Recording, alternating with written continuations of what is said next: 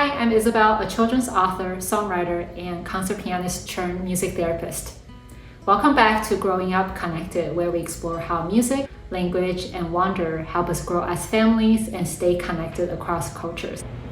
Today, I want to share the story behind why we chose Taiwan for our children's Mandarin immersion experience and how this journey actually began years before we even got onto a plane to Taiwan. So back in 2019, I had this crazy idea of planning a 3-month stay in Taiwan with my kids. The idea was that they would be able to experience the culture and language locally there. Prior to this, I had only been back to Taiwan twice in the span of 17 years since immigrating at age of 14. My husband and I wanted to raise bilingual kids, and up until this point, I had been homeschooling them Mandarin and Chinese. So as I was planning for this extended stay, I looked into preschool, I was looking into lodging and neighborhoods, and so finally I was able to find a preschool that allowed short-term students and register with them.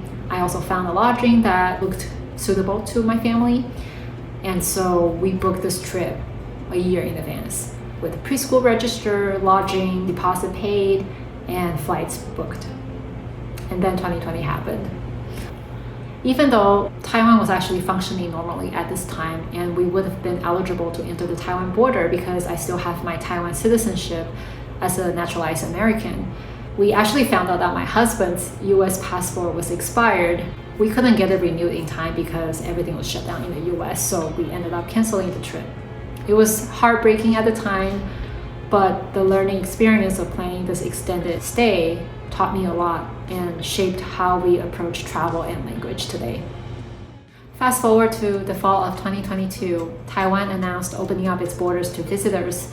As soon as I heard that, I booked our trip to Taiwan that December, this time only for 3 weeks.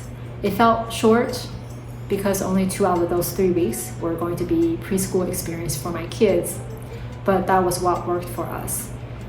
However, after attending the local preschool for 2 weeks, I found my kids' Mandarin level jumped a whole level. It surpassed months or even years of tutoring and homeschooling. The immersion experience for my kids was incredible. Not only would they hear me order food at restaurants in Mandarin, but local taxi drivers, convenience store staffs, and local grandmas on the streets would talk to them in Mandarin. Even the environments, right?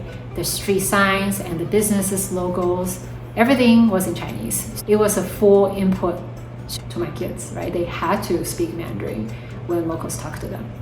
We found their confidence grow, and we were truly living the language. And John and I thought this was worth prioritizing. John and I love traveling, and it's basically our favorite thing to do together. And with this experience, we thought instead of going to new places each year, during this formative years of learning, we would prioritize Taiwan to provide that consistent Mandarin immersion to our kids. So I began researching like crazy for our future immersion trips. Besides attending the local preschool, I found activities such as noodle making workshops, animal cafes, local markets, baking classes, museum programs, and opportunities to be exchange students when they are in school age. We started planning to go to Taiwan twice a year, mainly summer and winter breaks. Every trip has become its own adventure. Each time our trip has a full itinerary from camps, school programs, day trips, food explorations, hiking, meeting new friends, to living daily life in Mandarin.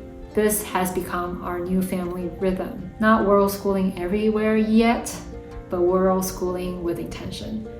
The intention is connection through language. Speaking of connection, this inspired one of my Singapore bilingual books, Lunar New Year. It's a story about love and connection through family traditions. Just like our Taiwan trips, it's another way to stay connected. So that's how our Mandarin immersion journey began. Not perfect, not according to the original plan, but it has become deeply meaningful to our family. In the future episodes, I'll be sharing details on how I plan each trip and activities that balance fun, learning, and language.